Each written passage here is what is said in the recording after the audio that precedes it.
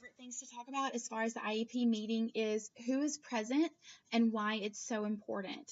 So, first of all, you have to send out, not only do you have to call the people, like, call them on the phone and invite them to the IEP, but now you have to send out invitations. You have to physically mail out invitations, and you have to show documentation of where you've mailed those invitations to the parent or guardian of the child. If there is, if they are maybe in foster care or are working with any other service outside of the school that the special education teacher feels need to be present in the meeting, you've got to mail those invitations too. So that's something that a lot of special ed teachers always kind of slacked on, because it is, snail mail is not as popular these days. So it was really easy to get behind on mailing out those invitations. But that was something that was always super, super important. And I slacked on it sometimes too. But yeah, you have to invite all of these people and mail out physical invitations as well. So as far as the people in the meeting, of course, you're almost always going to want to have the child. Very rarely did I have any IEP meetings where the student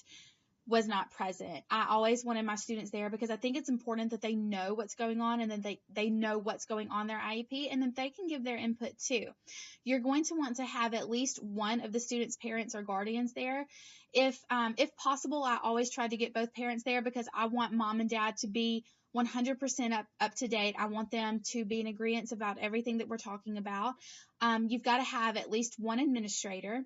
Typically, you need the school counselor there just for documentation. You're also going to want to have at least one of the students' regular academic teachers, and then, of course, the special education teacher and anybody else that might be working with the student. If the student is a VOTEC student, a lot of times you want to try to have their VOTEC teacher there. That's really important.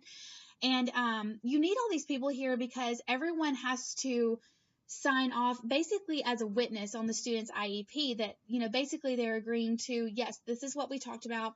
These are the modifications and the related services that are going to go into effect for the student. You want everyone to be as up to date as possible. That way, if there's any conflict in any of the information that was exchanged during the meeting, you've got at least 5 witnesses there that say, yes, this is what we talked about. This is what was documented. And I just can't stress the importance of just how important it is to make sure that everyone is in the know and everyone is up to date. So the IEP team, getting the IEP team together, and that's everyone that's involved in the meeting, it's probably one of the most tedious tasks of putting together an IEP and getting the meeting ready, but it really is the most important, because you're going to want to have everyone there on the same page, and so that there's documentation that these people were in the meeting, this is what we talked about, and everyone has to sign off on it.